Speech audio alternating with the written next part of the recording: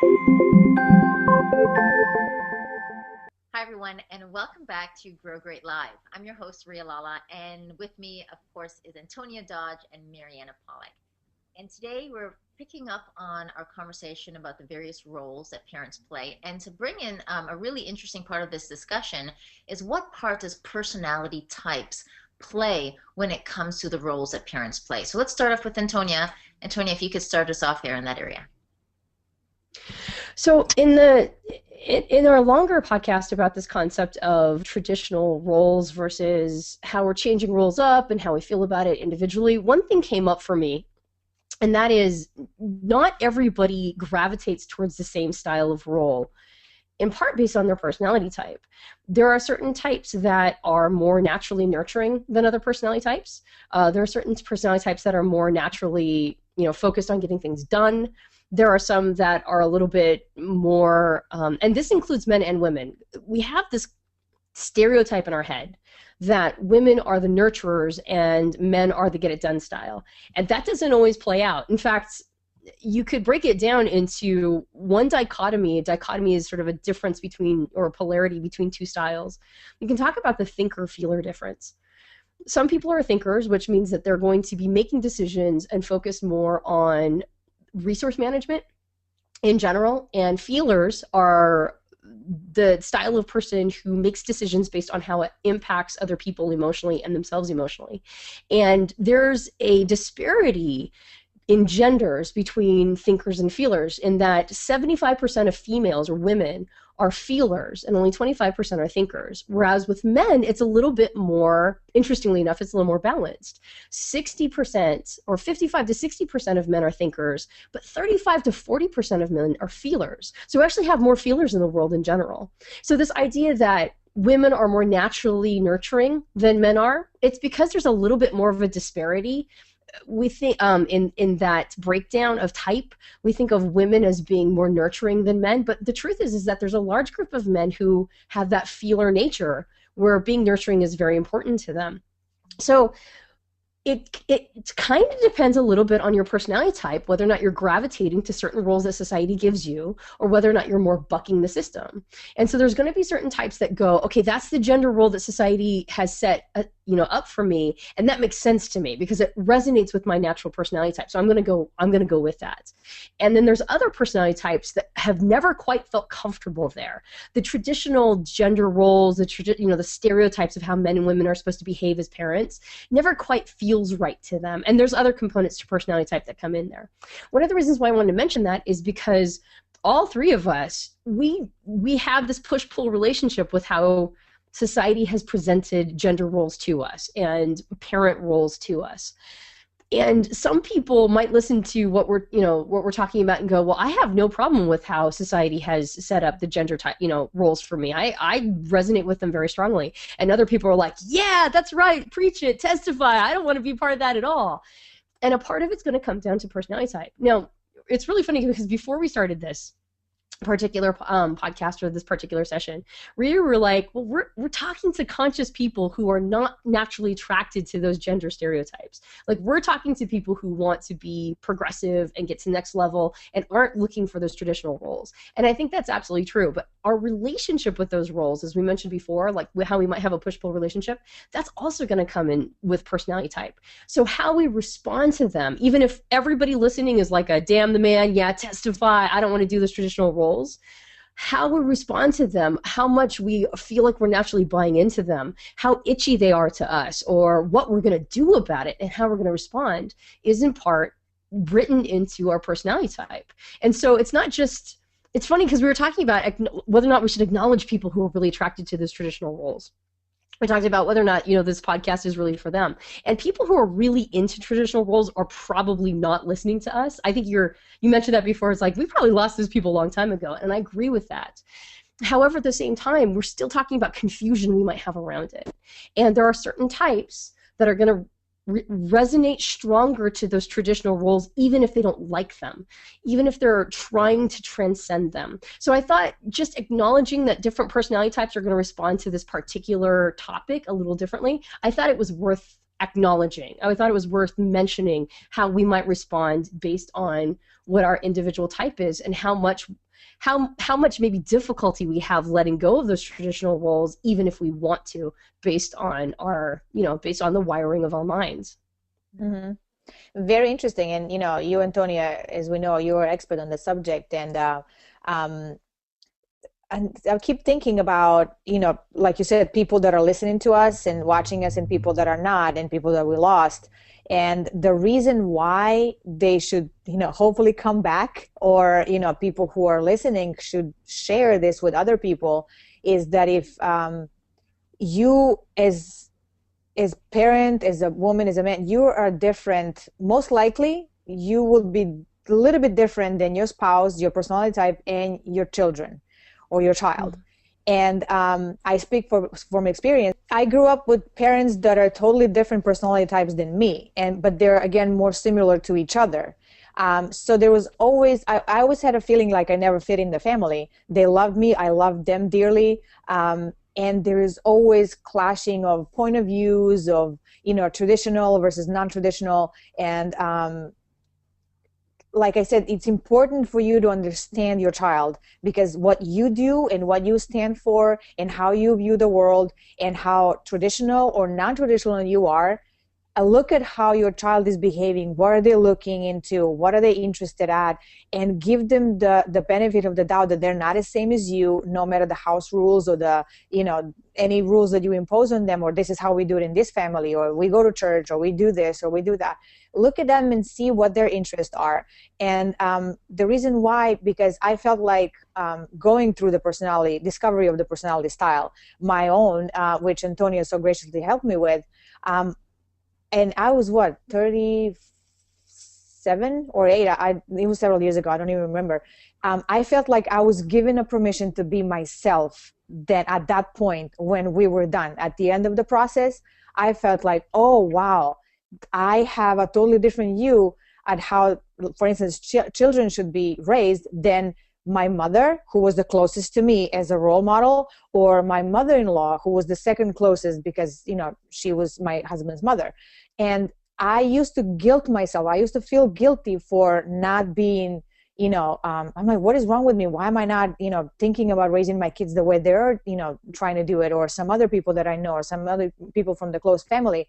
And then I realized that, yes, I am different, and yes, that it's okay. And then we took it upon ourselves to discover our boys' personality style so that we can realize how different they are from us. The funny thing is that we're all similar in this family. So we all kind of have a same point of view and, same kind of wiring, in our cognitive functions. So it makes it easier, for the piece of the family. But sometimes what's happening in your family, the friction or the, clashing of opinions, or just kind of something that is happening that it's not a smooth, easygoing, family environment, it could very well have to do with the personality style and personality type that you are, and your children and your parents. Yeah, I don't even think you have to dive too deep into types, like into personality types. If that's not interesting to you, I don't think a person has to dive too deep into that subject. I think the one thing that really, like, if I could send a message to everybody on the planet, it's that there is different wiring that is genetically given to you. And it isn't necessarily the same as your parents, and you aren't necessarily handing it down to your kids, meaning that your kids could be wired very differently than you are, and your parents could be wired very differently than you are. So one thing that I just wanted to mention when we're talking about roles and gender roles and parent roles and child roles, we talked about it in our longer discussion on this. We talked about it when it comes to like who's doing the housework and whether or not they're being conscientious of it, and whether or not they're being proactive or fighting you, or how you're resisting maybe handing it over to them because of that you want to have control over how they do it. All of that really goes to type. There are some there's some programming that makes some of us not see dirt, and there's some programming like wiring that makes some of us hyper focus on it. Some people are wired to be incredibly nurturing, and other people are wired to be incredibly analytical. There are some people who are wired to buck the system, and other people who are wired to check in regularly with the social messages that tell them what what are the traditional roles and to follow that. We're all wired just a little bit differently. And so when you're trying to engage with your mate, maybe you're totally with the three of us. Maybe you listened to that hour-long discussion and you were like, I'm totally with you, and my husband isn't behaving the same way that you guys are talking about your husband's behaving, because that person is wired differently. Or maybe my kids aren't really picking up this message. Maybe they're way more tapped into what society is telling them how they should be behaving than the templates we're setting up for them. It's not really a matter of trying to beat it into them or think that person's being obtuse or deliberately obnoxious or there's something wrong with them.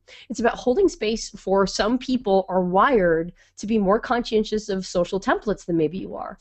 There are some children who are more wired to clean up their, like at 8 years old, go, man, my room is really messy, I think I should clean it up. And other kids that are wired to never see clutter ever. We're all wired just a little bit differently. So holding space for that, I think, is a big part of this process of assigning these roles and being conscientious of that as they're being assigned. And I find this fascinating. And the one thing that I just want to highlight to whoever's listening out there is this is just one aspect to consider. Personality types affecting how your role or your mate or how your children end up growing up from what they've experienced. But I think just to pick up on something Mariana said, that when you bring your hyper-consciousness to why you are doing what you do and saying what you say and behaving the way you behave, and stop for a moment and almost do this with everything that comes up in your life, where you go, why would I say something like that? And why would I be the one who's cooking the dinner? And why would I feel that's wrong? And why would I feel that's right? And every time you stop and you try and follow the path, connect the dots to where that came from, and try and understand whether or not, is this something that's been arbitrarily put onto me because I just happen to observe my parents, or it's something that grandma always used to say and do. The distinction I'm trying to make is you guys are making amazing points about personality types, but what my fine worry is that somebody sees a particular role that they play or a particular role that their husband plays, and they're quick to put it to personality types when it could very well be that that was an experience that their mother play in their home, and they kind of lean back as opposed to trying to challenge that and make a conscious decision to see how they can maneuver through that. So I'd love to hear your thoughts on that, because you have the personality part, which could very well make one person more loving and more nurturing and one person not, and it doesn't fit gender roles, or maybe it does. But there could also be, when someone's trying to figure out the distinction between is it personality types, or am I just resting on my laurels and not really questioning or pushing or having a different expectation about what the role my husband or my wife can play, and having it be different. I'd love to hear your thoughts on that. How do you know which one it is? Well, because this is the world that I live in, that's a question that I face all the time. How do we make sure that when we're talking about acknowledging that people are wired differently, that we're not using it to put somebody in a box, that we're not using it to label that and go, okay, that's done, and then we're over with. The people who are watching this are people who are interested in becoming a better version of themselves as parents. And my guess is that they're interested in becoming a better version of themselves as people, too, as in general. Parenting is one manifestation of that. But just like with everything, if you want to become a better parent, lover, mate, employee, employer, whatever, you become a better person in general. And so typology is not meant, even though it's been co-opted and exploited and abused this way a lot, it's not meant to go, okay, I'm able to put a label on that, now it's done, now I figured that piece out, and then I move on. The point of typology is to first acknowledge that there are differences. That's its fundamental, foundational, that's one of the most important things it does, is it goes, when the person isn't behaving the way that I want them to behave, or if I'm not behaving the way that I want to behave based on the templates given to me, it might not be because I'm an idiot. It might not be because you're an idiot. It might not be because you're resisting me, or you're deliberately obnoxious, or there's something broken about you or me. It could be that we're wired differently. That's phase one. That's not the end of the phase. That's not like, oh, okay, well, that's done. That's phase one. Phase one is to acknowledge that there are differences and give ourselves permission to be different from each other, and not like you talk about, the make wrongs. A lot of the times we do make wrongs based on simply not understanding that somebody else is wired differently than us and is not seeing the same thing that we're seeing. Like when we see the things that we're wired to see, they are so obvious to us as if like they have a halo around them. And it's really difficult for us to understand that other people not only don't see the halo of obviousness, they might not even be looking in that direction. So they don't see it. So when we go, look, right there, the tail, and they're going, no, the trunk. And we're like, the tail, it's right there. And they're going, yeah, the trunk, right? And you're going, okay, you must be an idiot because the tail is so obvious, right? And the person's like, you mean the trunk, right? Like they're still insistent on the trunk. Just going, we're wired to see different parts. We're wired to see different things. Diffuses a lot of blame. That's the first. That's the decompression, diffusing, like, let's get past the blame game portion. And then the second part is to go, but I'm not limited by any specific definition. If I can acknowledge that I'm wired differently, that doesn't mean I'm necessarily limited in my personal development and growth. And then you pile on the other models on. We talk about parenting advice. We talk about all these other models of becoming better versions of ourselves. That's all still applicable. But when we're specifically talking about roles and gender roles and roles that we assign in the family, recognizing and acknowledging that we're wired differently doesn't mean that we're giving ourselves or our mate away. Like, well, we don't usually give our mates an out. Okay, we don't usually do that. We give ourselves an out, right? Like, I'm not wired that way. That's my personality type. I'm not going to do that. And then we use typology to weaponize that information against our mate. Well, you're just this certain type, and so that's why you're always going to be like a big loser when it comes to this.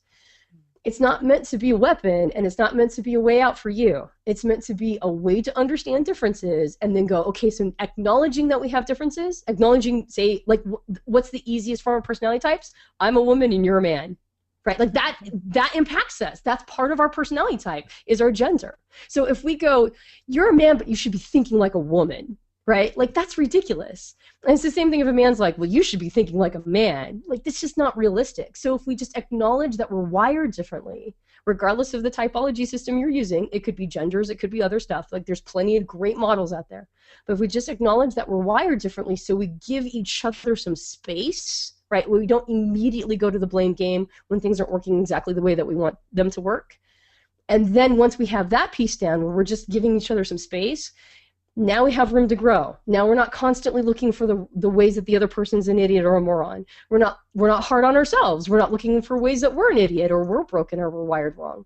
And then we have space to grow and go, okay, so this might not be your strength, but do you think you can do it anyway? And if the person goes, I simply can't, it is simply completely out of my wheelhouse, you go, okay, I'll take that one on. What about this one that's out of my wheelhouse? And the person goes, yes, I'll grab that one. So it's just acknowledging that these are parts of the system. They're not labels to get out of anything or to weaponize any information against the other person. They're part of the system of how to allocate different, like I hate making dinner. I'm never going to be a person who has dinner on the table every night. It's just not going to happen. And because my husband understands my personality type, he's made space for that, even though he loves dinner on the table every night. But he gives me some space for that. And I do the best I can. And sometimes we have microwave burritos, and that's just how it is, right? Like, that's reality in our house. But he doesn't go, well, you must be kind of a bad person for never having learned this, because he goes, look at all these other strengths that she has and she brings to the table that I love and admire, and it's all part of the same package. So that's one of the reasons why I wanted to mention it, is because it gives each other some space to come with role allocation with more knowledge. It's not meant to be a weapon, but it's meant to be knowledgeable about how we end up allocating responsibilities. Mm-hmm. Good stuff. And Mariana, just quickly, do you have any final thoughts on? Yes, just to tag on that, what Antonia said, it's simply assessing the territory of the family or of the family system. Who we are, where we are, and now with that information, where do we go from here? Do we just simply stay here acknowledging, or we actually do something with it? Like Antonia said, there's always a room for growth. So how do we go and dig deeper and go further and actually make something out of it? That's my final thought. Thanks. Thanks, everyone. We've heard from your two resident experts on this, so thank you so much for watching. We are so fascinated by what you think about gender roles and how you feel personality types fit in. Like, put your comments below. We'd love to read them. And thank you so much for watching. We'll catch you next week.